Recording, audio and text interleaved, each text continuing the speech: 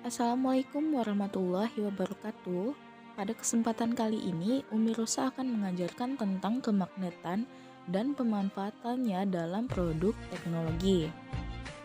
Poin pertama, pemanfaatan magnet dalam migrasi hewan, migrasi burung. Beberapa burung seperti elang dan layang-layang bermigrasi tiap musim tertentu.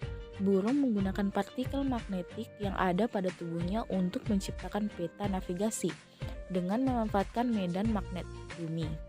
Zaman dahulu, pemanfaatan medan magnet bumi digunakan burung merpati untuk mengantarkan surat. Merpati menggunakan medan magnet bumi sebagai petunjuk arah pulang. Hal ini pernah dibuktikan oleh Komel pada tahun 1974 ketika kepala merpati dipasang magnet. Merpati tidak mengetahui jalan pulang karena radarnya terhalang magnet di kepalanya. Migrasi salmon. Salmon memiliki kemampuan kembali ke sungai air tawar, tempat tinggalnya setelah berenang ribuan mil mengarungi lautan. Hasil penelitian salmon melewati sungai Fraser, Kanada dan kembali ke sungai Fraser lagi setelah 2 tahun melewati Samudra Pasifik. Ini karena sungai Fraser memiliki medan magnet yang dapat dideteksi oleh salmon. Medan magnet yang dihasilkan disesuaikan dengan medan magnet jalur migrasi penyu, yaitu Florida Utara dekat Portugal. Hasil pengamatannya, penyu mengikuti jalur migrasi yang diberikan. Ketika penyu mendeteksi medan magnet yang mirip dengan magnet dekat Portugal, penyu akan berenang menuju selatan ke arah Portugal. Magnet dalam bakteri. Magnetotaktik bakteria atau MTB merupakan kelompok bakteri yang mampu melakukan navigasi dan bermigrasi dengan memanfaatkan medan magnet. Dalam tubuhnya terdapat organel magnetosome. Beberapa jenis bakteri ini memiliki flagela yang berfungsi sebagai pendorong. Nah, silakan Ananda perhatikan gambar pada slide ini. 2. Teori dasar kemagnetan. Kata magnet berasal dari bahasa Yunani magnetis litos yang berarti batu magnesian. Magnesia adalah wilayah di Yunani yang kini bernama Manisa atau Turki. Di wilayah tersebut terkandung batu magnet yang ditemukan sejak zaman dahulu. Magnet terbuat dari logam seperti besi dan baja. Magnet memiliki berbagai bentuk dan dinamakan sesuai bentuknya. Magnet adalah benda yang memiliki kemampuan dapat menarik benda lain. Magnet memiliki 2 kutub, yaitu kutub utara dan selatan.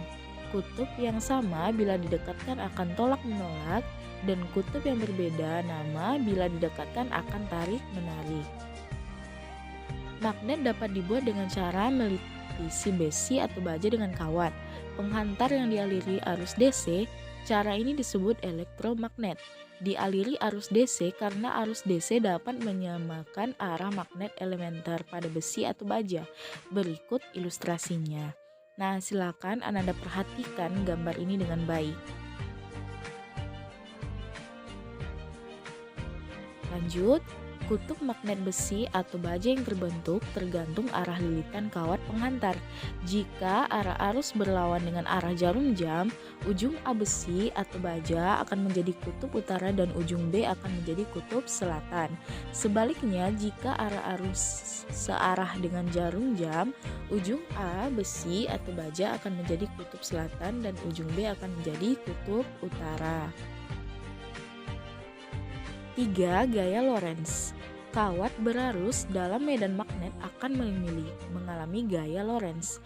Arus listrik sebanding dengan gaya yang ditimbulkan. Demikian juga dengan perubahan medan magnet yang diberikan. Akibat dari arah arus I dan arah medan magnet B saling tegak lurus secara matematis.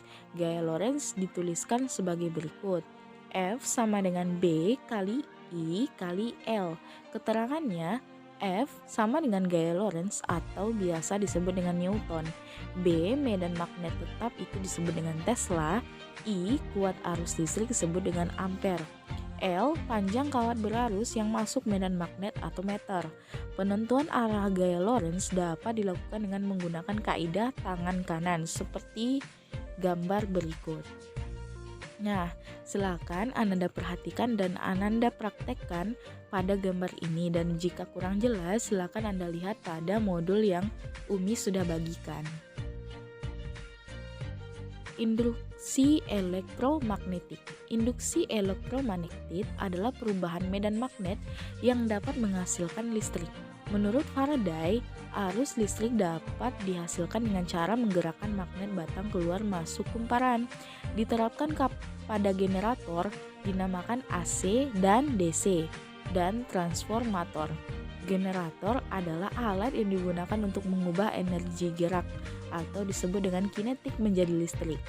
Energi gerak diperoleh dari energi angin, air, dan sebagainya. Generator ada dua, yaitu generator AC, alternating current, dan DC, direct current. Generator AC atau alternator dapat menghasilkan arus listrik bolak-balik dengan menggunakan cincin ganda. Generator DC dapat menghasilkan arus listrik searah dengan menggunakan komutator atau cincin belah. Berikut contohnya.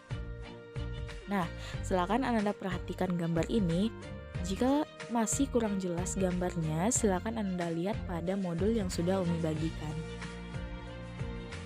Pada transformator ideal, energi listrik yang masuk ke kumparan primer akan dipindahkan seluruhnya ke dalam kumparan sekunder. Ini mengakibatkan besar efisiensi transformator menjadi 100%, atau secara matematis dituliskan sebagai berikut. WP sama dengan WS. VP kali IP kali T. VP per VS sama dengan IS per IP.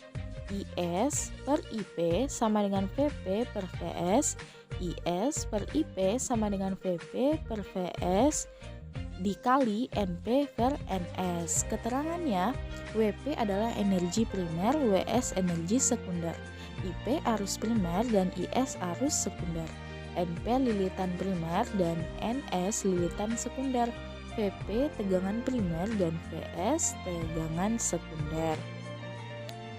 Nah, pada kenyataannya tidak pernah dibuat transformator dengan efisiensi sebesar 100% atau disebut dengan ideal, karena sebagian energi listrik yang masuk ke dalam kumparan primer akan diubah menjadi kalor. Perubahan energi listrik menjadi kalor ini salah satunya disebabkan oleh adanya arus eddy pada inti besinya. Perhitungan trafo tidak ideal dilakukan dengan menggunakan rumus N sama dengan P out per P in dikali 100%. N sama dengan PS kali IS per VP kali IP dikali 100%. Keterangan pada P out, daya listrik kumparan sekunder atau daya listrik yang dikeluarkan. P in, daya listrik kumparan primer atau daya listrik yang diterima. Nah, pada kali ini Umi akan memberikan tugas dan silakan Anda jawab pada kertas lembar beserta jalannya dengan teliti.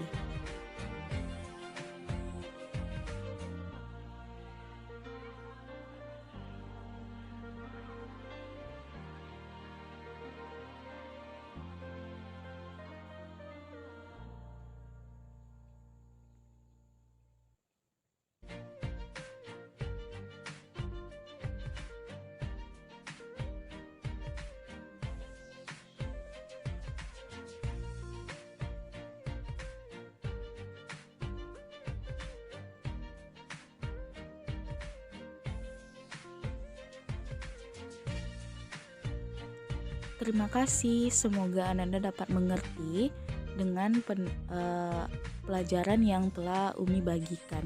Assalamualaikum warahmatullahi wabarakatuh.